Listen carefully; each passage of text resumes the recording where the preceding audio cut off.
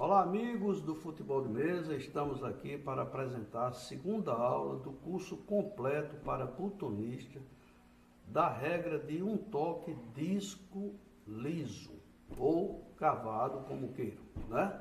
Esse curso ele é baseado na regra oficial brasileira de futebol de mesa, que tem a sua gestão pela Confederação Brasileira de Futebol de Mesa. Nós vamos falar nessa aula de hoje sobre os técnicos, jogadores, bolas e equipes, né? Então vamos começar pelos técnicos. Quem são os técnicos? Técnicos são aquelas pessoas como eu, como você, que pratica a modalidade de futebol de mesa, né? Os jogadores são conhecidos como os botões, né? São botões, peças cilíndricas, como vocês estão vendo aqui, né? Feita de material plástico ou resina acrílica, como queira, né? Com diâmetro máximo, né? O diâmetro máximo de 6 centímetros e altura máxima de 1 centímetro. Esses jogadores, como são chamados, eles são diferenciados entre aqueles que são de defesa, os defensores, e aqueles que são de ataque, os atacantes. Quem é que faz a diferença de um para o outro, né? Então, como vocês estão vendo, o que está aqui à minha esquerda, à direita de vocês aí, é um atacante. Por quê? Porque ele tem essa bainha, essa parte lateral da circunferência inclinada. Então, ele faz a bola levantar no momento que a bola toca, ou o jogador toca na bola, faz a bola levantar. Diferente do jogador de defesa, que ele tem essa parte aqui, o seu perfil, essa parte lateral, ela reta, ou seja, 90 graus. Então, por mais que você toque o jogador na bola, essa bola vai ficar deslizando na mesa, já que a bola é em formato de um disco. Também é considerado como jogador o goleiro, tá? O goleiro ele tem um formato de paralelogramo, ou seja, essa parte aqui retangular, como vocês estão vendo, onde ele tem 3 lados. Ele tem a parte frontal e posterior que são iguais, você tem a parte superior e você tem a parte lateral. Esse goleiro também é feito de plástico, de resina acrílica, semelhante aos jogadores, e ele tem a sua dimensão, o seu comprimento de 6 centímetros, altura de 3,8 centímetros e a largura de 2 centímetros. Nós podemos, inclusive, verificar isso num gabarito, como vocês estão vendo aqui, tá? Porque esses goleiros, eles precisam ter as suas dimensões precisas. Qualquer milímetro a mais ou a menos, ele vai fazer uma diferença nos lances capitais do jogo de chute a gol. Então, para você aferir, você tem essa régua onde eu faço o goleiro passar por esse retângulo, que aqui me dá o comprimento e a altura. E aqui nessa outra parte aqui eu tenho esse outro retângulo que é para conferir a minha largura do goleiro, né? Então, fazendo ele passar aqui, ele está dentro das dimensões padronizadas pela regra.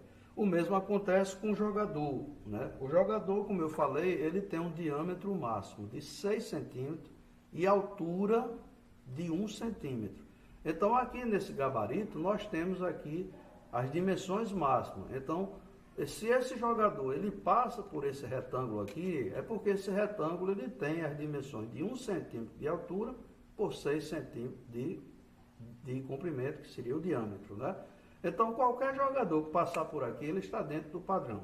Até porque a regra, ela especifica para o jogador as dimensões máximas, né? Como eu falei, 1 centímetro de altura, 6 centímetros de diâmetro.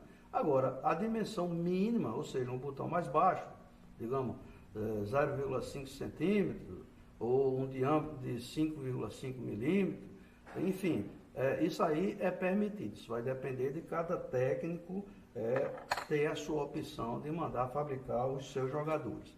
Vamos falar agora da bola, né? A bola, como a própria modalidade diz, é um toque disco, né? Quando a gente fala disco, a gente está se referindo à bola.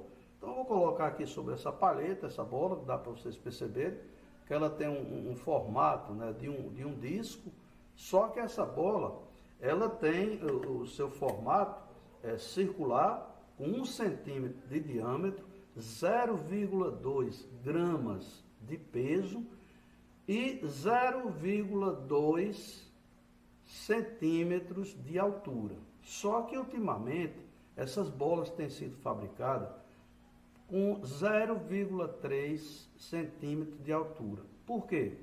Pelo fato dos jogadores atuais que estão sendo jogados, né, que estão sendo fabricados, eles estão sendo usados com bainha, com ângulos menores, ou seja, de 8 graus, 9 graus, 10 graus, diferente de 13, 15, como se jogava antigamente.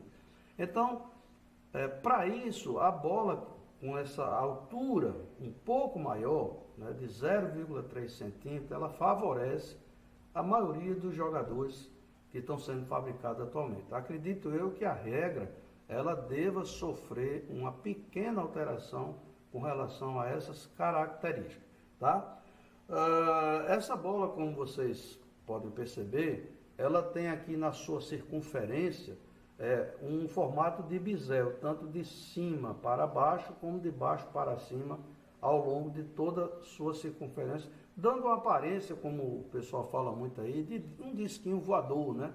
Como esses objetos voadores não identificados. Mas ela é plana, né? Aqui embaixo, plana aqui em cima, tendo essas características, né?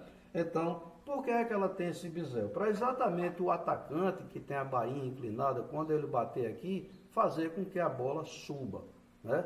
Diferente do jogador de defesa, que mesmo tendo o bisel, como a lateral dele é de 90 graus, ele apenas bate na bola e a bola sai deslizando sobre a mesa.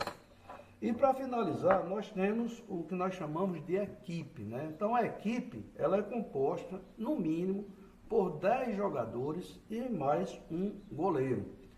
Como já foi falado as características dos jogadores e também no goleiro, a gente mostra aqui para os senhores uma equipe completa. Então nós temos aqui um porta-jogadores, ou também é muito comum chamar de ônibus.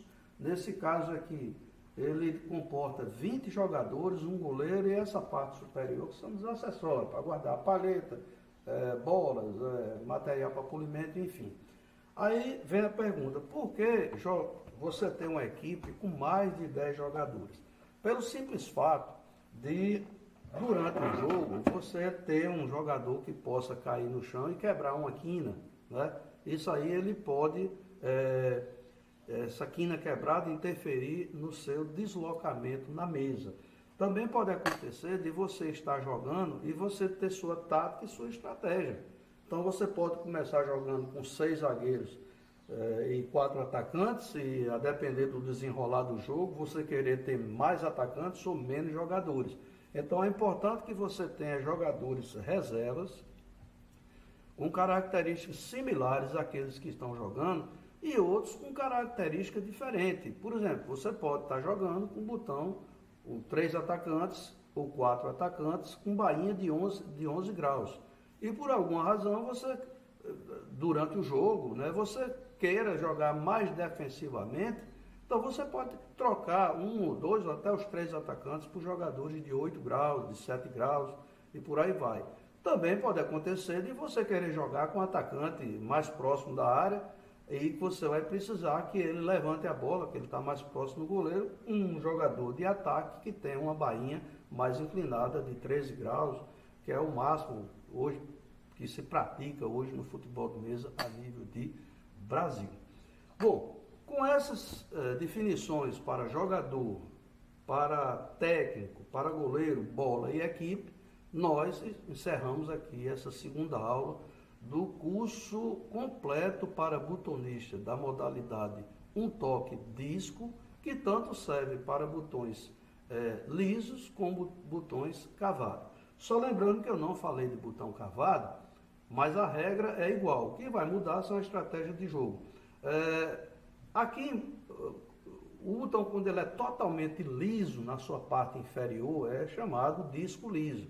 Mas o jogador cavado, ele tem as mesmas características do que nós falamos aqui, Só que essa parte inferior dele, ela tem uma circunferência, né, e tem um espaço exatamente vazio, onde o jogador ele vai amarrar mais na mesa, ele vai deslizar menos, porque ele vai criar um vácuo aqui no momento do que está sendo deslocado sobre a mesa.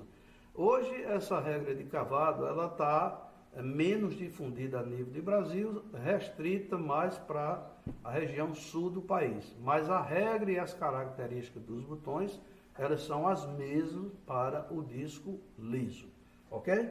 Então, com isso aí, a gente encerra a segunda aula. Espero que vocês pratiquem e que vocês conheçam essas características para em seguida ir para a aula 3, que já vai ser a aula que vai falar da parte realmente teórica e da parte prática de lançamentos e tudo mais, né? Então, valeu, pessoal, e até a próxima aula.